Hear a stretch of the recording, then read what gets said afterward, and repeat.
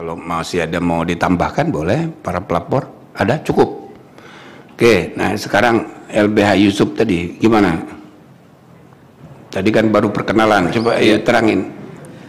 Baik, terima kasih Yang Mulia atas kesempatannya.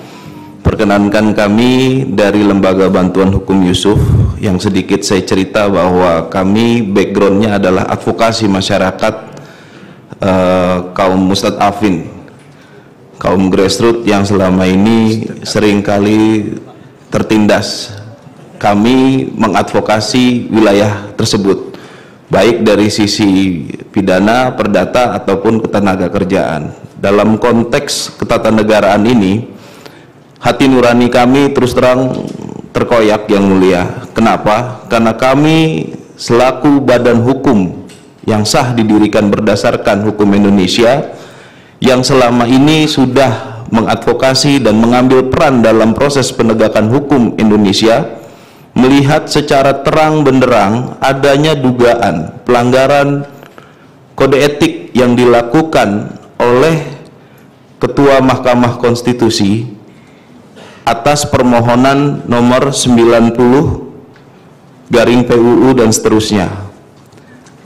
Selaku lembaga yang konsentrasi di bidang penegakan hukum, tentunya ini adalah panggilan terhadap kami selaku lembaga bantuan hukum untuk mengadukan atau meminta keadilan atas putusan yang sudah diputuskan oleh Mahkamah Konstitusi berdasarkan putusan nomor 90 ini.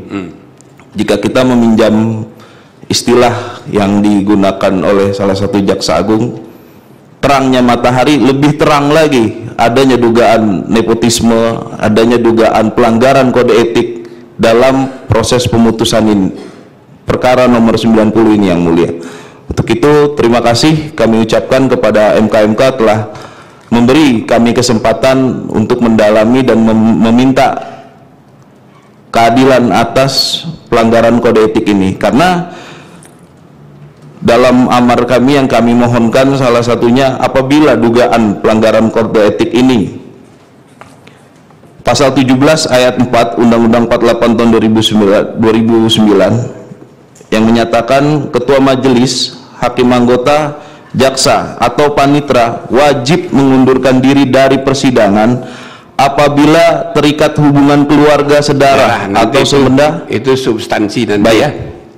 Yang penting saudara ini sudah menjelaskan, kita kan harus klarifikasi baik legal standingnya, ya kan. Baik, nah, kami sebetulnya sudah rapat, kesimpulannya semua saudara ini kuat gitu legal standingnya, walaupun dari untuk diketahui sekarang sudah nambah lagi laporan jadi 18. Kemarin sudah saya umumkan, karena substansinya sama, mirip-mirip, maka kami menghimbau supaya tidak ada lagi yang buat laporan baru. Kalau terpaksa ya paling telat besok, sudah besok kita harapkan tidak ada lagi laporan baru, walaupun menurut hukum acara ya PMK nggak boleh menolak, cuman ini himbauan moral ral gitu. Dia tidak kuat secara hukum, tapi kita menghimbau sekali karena soal waktu. Jadi sekarang total 18. Nah, 18 itu maksudnya 18 laporan. Pelapornya itu kayak KALS ini 16 orang. Ada yang 20 orang. Jadi ini menggambarkan antusiasme. Ya, kalau negatifnya emosi publik. Ini kan harus direspons. Kita tidak bisa biarkan. Nah, jadi untuk legal standing oke ya, semuanya oke, bisa diterima, termasuk saudara Ziko aman sudah diterima. Nah, nanti dijelaskan aja substansinya, tapi belakangan biar kita dengar ini dulu ya. Nah, baik saudara ya, sidang ini sekali lagi ditonton secara terbuka. Ya, saya perlu jelaskan sekali lagi, di PMK disebut eksplisit persidangan tertutup. Nah, begitu. Tapi ini kita pahami bahwa prinsipnya tertutup. Kenapa mesti diatur tertutup? Karena menyangkut kepentingan para hakim 9 orang. Kalau yang saya pimpin di KPP itu kan menyangkut ratusan orang seluruh Indonesia. Jadi terbuka nggak apa-apa. Tapi ini menyangkut marwah para hakim.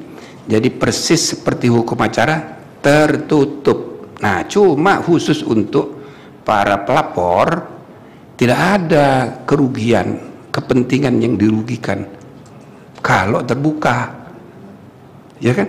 Nah, makanya waktu sidang yang tempoh hari saya tanya, apakah ada yang dirugikan kalau dibuka? Oh, pada senang semua malah. Nah, ini kita perlu untuk pendidikan publik. Kalau tertutup, dia tidak bisa memberi pencerahan, menjawab keresahan dan sebagainya. Dulu memang etika itu dianggap masalah privat sehingga penegakannya harus tertutup dulu. Tapi itu teori abad 19. Nah, teori abad 21 nggak begitu. Anda jangan lihat etiknya, tapi lihat jabatan publiknya. Ini etika berhubungan dengan jabatan publik. Nah, kalau jabatan publik itu menyangkut public goods, semua orang berhak untuk tahu. Nah, oleh karena itu ya kita tawarkan kemarin. Nah, atas kesepakatan semua pelapor, ya kita buka, gitu loh. Tapi khusus untuk pelapor dan nanti pembuktian. Kalau ada Anda memerlukan saksi, misalnya mengundang ahli. Kalau Kals nggak usah mengundang ahli, udah ahli sendiri dia. Nah, ya kan. Tapi kalau yang lain nanti perlu, silakan kita buka. Tapi khusus untuk memeriksa hakimnya itu sesuai dengan PMK tertutup, gitu ya. Dan semua ini mudah-mudahan selesai hari Jumat. Nah, sehingga Sabtu kita udah bisa putus. Sabtu ya, tanggal 7 itu ya. Maaf, Selasa. Oh iya, Selasa. Saya ini mikirnya Minggu pun kerja ini, MK ini. Ya, oke.